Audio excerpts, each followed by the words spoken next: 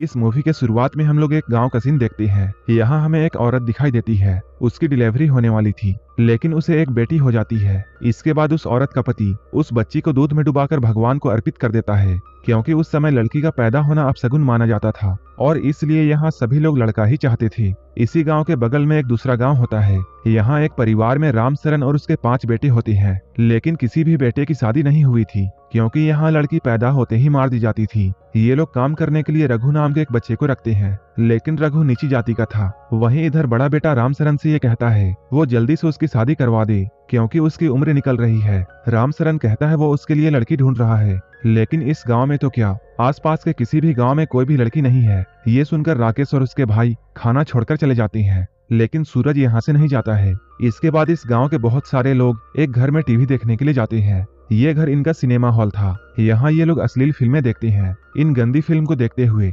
यहाँ के बूढ़े लोग रोने लगते हैं, क्योंकि आज तक भी उनकी शादी नहीं हुई थी। इस फिल्म को देखने के बाद राकेश के अंदर हवस जाग जाता है और वो बाहर निकलकर जानवर के साथ अपनी प्यास बुझाता है। अगले ही दिन रामचरण पंडित को बुलाकर ये कहता है वो उसके बेटों के लिए कहीं से भी लड़की का इंतजाम करे और वो इसके लिए लाखों रुपए देने के लिए तैयार है। ये सुनते ही पंडित अपने काम में लग जाता है। हम लोग देखते हैं राकेश एक टीचर है। यहाँ स्कूल में पप्पू नाम का टीचर राकेश से ये कहता है कि उसकी शादी होने वाली है और उसे भी उसकी शादी में आना है। ये सुनकर राकेश को बहुत जलन होती है और वो गुस्से में एक बच्चे को पीटता है। इसके बाद हम लोग देखते हैं पप्पू की शादी हो रही है। पप्पू का पिता लड़की के पिता को 5 लाख रुपए और 2 गायें देता है। इसके बाद वो दोनों शादी के लिए मंडप में आते हैं, लेकिन तभी पंडित दुल्हन बनी हुई लड़की का पजामा खींच देता है। तभी सभी लोग ये देखते हैं वो दुल्हन कोई लड़की नहीं बल्कि एक लड़का है। यहाँ लोग पैसों के लिए लड़का को लड़की बनाकर शादी करवा देते हैं और बाद में ये लोग पैसे लेकर भाग जाते थे। इसी तरह ये लोग भी यहाँ से भाग जाते हैं। एक दिन पंडित किसी काम की वजह से दूसरे गांव में जाता है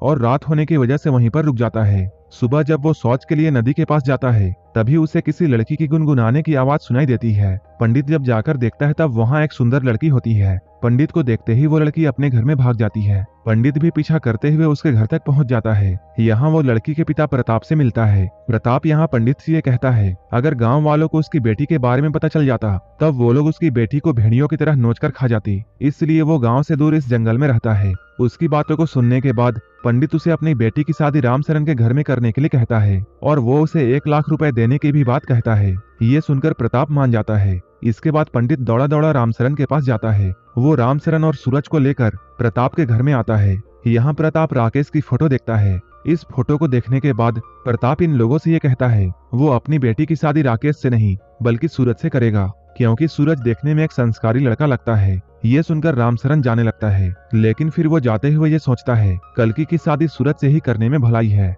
क्योंकि सूरज उसकी सारी बातों को मानता है। इसके बाद हम लोग ये देखते हैं रामचरण प्रताप को 5 लाख रुपए और 5 गायें देता है और कल्कि की शादी अपने 5 बेटों से कर देता है। इसके बाद ये लोग कल्कि को लेकर घर में आते हैं। घर आकर राकेश सभी से ये कहता है कल्कि के साथ सबसे पहले सुहाग रात वही मनाएगा, क्योंकि वो 5 में सबसे बड़ा भाई है। ये सुनकर रामचरण इन सभी से ये कहता है नालायको, तुमने अपने बाप के बारे में भी नहीं सोचा। तुम्हारी माँ के गुजर जाने के बाद मैंने अपनी जिंदगी कैसे काटी ये तो बस मैं ही जानता हूँ, इसलिए कल्कि के पास सबसे पहले मैं ही जाऊंगा। इसके बाद रामचरण कल्कि के पास में जाता है और उसके साथ सुहाग रात मनाता है। रात के गुजर जाने के बाद कल्कि को यह मालूम चलता है रात में उसका पति नहीं बल्कि उसका ससुर आया था।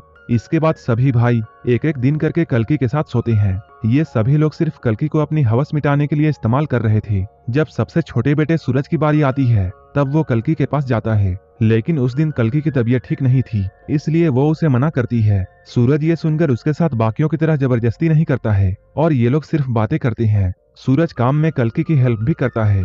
अब धीरे धीरे ये दोनों एक दूसरे से प्यार करने लगते हैं। इसके बाद कल्कि अपने बाकी पतियों को अपने पास आने से रोकने लगी थी, जिससे रामचरण और उसके बाकी बेटे सूरज को देखकर काफी जलते हैं।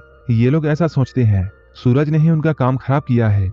अपनी हवस मिटाने के लिए ये लोग इतना नीचे गिर जाते हैं जितना कि कोई सोच नहीं सकता है। एक दिन ये चारों भाई मिलकर सूरज को जान से मार देते हैं और अब कल्कि बिल्कुल अकेली हो चुकी थी। इसके बाद रामचरण और उसके 4 बेटे कल्कि के साथ में दिन में कई बार जबरदस्ती किया करते थे, लेकिन कल्कि चाहकर भी कुछ भी नहीं कर सकती थी। एक दिन वो रघु के हाथों अपने पिता को एक चिट्ठी भेजती है, जिसके बाद अगले ही दिन प्रताप यहाँ आता है। यहाँ रामचरण प्रताप को 1 लाख रुपए और देता है, क्योंकि वो भी बिना बताए कल्कि के साथ में सो रहा था। अपने बाप के पैसों के लालच के बाद भी कल्कि उसका पैर छूती है। कुछ ही देर बाद प्रताप यहाँ से चला जाता है। भले ही प्रताप अपनी बेटी को इन भेड़ियों से नहीं बचा पाया और वो कल्कि को इनके बीच में छोड़कर चला गया, लेकिन इधर कल्कि अपने पिता को खुश देखना चाहती है। प्रताप के जाने के बाद राकेश और उसके भाई कल्कि को बहुत मारते हैं।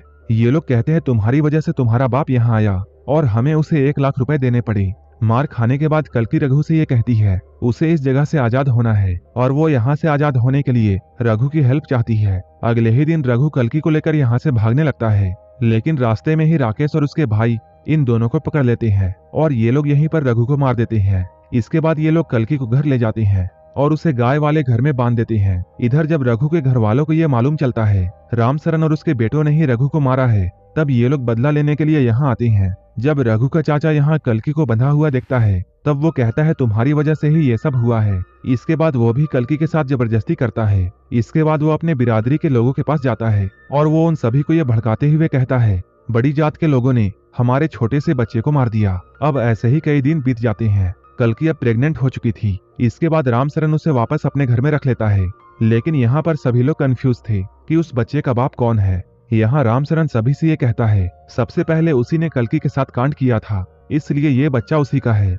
जब प्रेग्नेंट वाली बात रघु के चाचा को मालूम चलती है तब वो ये अफवाह फैला देता है कि उस बच्चे का बाप रघु का भाई है, क्योंकि वो कल्कि को अपने पास रखना चाहता था। इसके बाद ये लोग कल्कि को लेने के लिए रामसरन के घर में जाते हैं, लेकिन गुस्से में आकर रामसरन और उसके बेटे इन लोगों पर फायरिंग करने लगते हैं। इस फायरिंग में रघु का भाई मारा जाता है। बचे हुए लोग यहाँ से भागने लगते हैं। राकेश और उसके भाई गन लेकर इन लोगों का पीछा करते हैं। पीछा करते हुए ये लोग उनके गांव तक पहुंच जाते हैं। तभी रघु का चाचा अपने गांव के सारे लोगों को लेकर इन लोगों पर हमला कर देता है और वो सबको मार देता है। इस बात से रामसरन को बहुत गुस्सा आता है और वो गुस्से में कल्कि को मनहूस कहता है। वो जैसे ही कल्कि को जलाने वाला होता है तभी उनका नया नौकर चाकू लेकर रामसरन को मार देता है। वहीं गांव के दूसरे लोग एक दूसरे से लड़ते हुए यहीं पर मारे जाते हैं। इधर हम लोग कल्कि को देखते हैं। कुछ दिनों के बाद उसकी एक बेटी होती है, लेकिन वो दुखी होने के बजाय बहुत खुश थी। इस मूवी में इंसानों की हैवानियत को दिखाया गया है, जो कि बेटी होने पर उन्हें मार देते हैं, लेकिन जब शादी की बारी आती है तब सभी को अपने बिस्तर में लड़की चाहिए। हमें हमेशा लड़कियों की सम्मान करनी चाहिए, क्योंकि वो कुदरत का दिया हुआ सबसे अनमोल तोहफा है। और इसी पॉइंट के साथ ये मूवी यहीं पर खत्म हो जाती है। अगर आपको ये मूवी अच्छी लगी हो तब एक लाइक जरूर कर देना और ऐसे ही वीडियोस के लिए मेरे चैनल को जरूर सब्सक्राइब कर लेना। तो मिलते हैं हमारे नेक्स्ट वीडियो में।